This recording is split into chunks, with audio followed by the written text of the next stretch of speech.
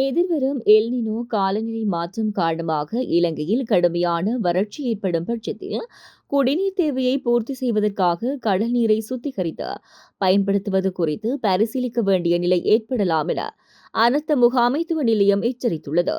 கொழும்பில் நடைபெற்ற ஊடகவியலாளர் சந்திப்பில் கலந்து கொண்டு கருத்து வெளியிட்ட அனர்த்த முகாமைத்துவ நிலையத்தின் மேலதிக செயலாளர் KGB தர்மதிலக இம்முறை எதிர்பார்க்கப்படும் எல்னினோ நிலைமை முன்னெப்போதும் இல்லாத வகையில் மிக கடுமையாக இருக்கக்கூடும் என தெரிவித்தார்.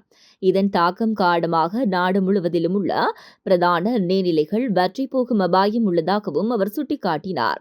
தற்போதைய சூழ்நிலையை எதிர்கொள்வதற்கு முன்கூட்டியே தயாராக வேண்டியதன் அவசியத்தை வலியுறுத்திய அவர் அவசர காலங்களில் குடிநீர் விநியோகத்துக்காக தேசிய அனர்த்த முகாமைத்துவ சேவை மையத்திடம் உள்ள நீர் விநியோக வாகனங்களின் எண்ணிக்கை குறைவாகவே உள்ளது என்றும் குறிப்பிட்டார்.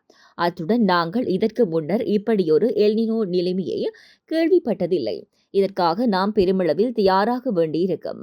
பொதுவாக மழை காலத்தில் தேசிய அனர்த்த முகாமைத்துவ சேவை மையத்தின் மூலம் மாதத்துக்கு நாடு முழுவதற்கும் எம்மால் நீர் விநியோகம் செய்ய முடியும்.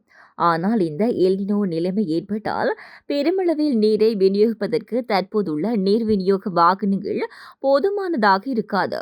நீர்நிலைகள் முற்றாக வற்றி போகக்கூடும் என்பதால் நீரை பெற்றுக்கொள்வதற்கு கூட ஆதாரங்கள் இல்லாமல் போகலாம்.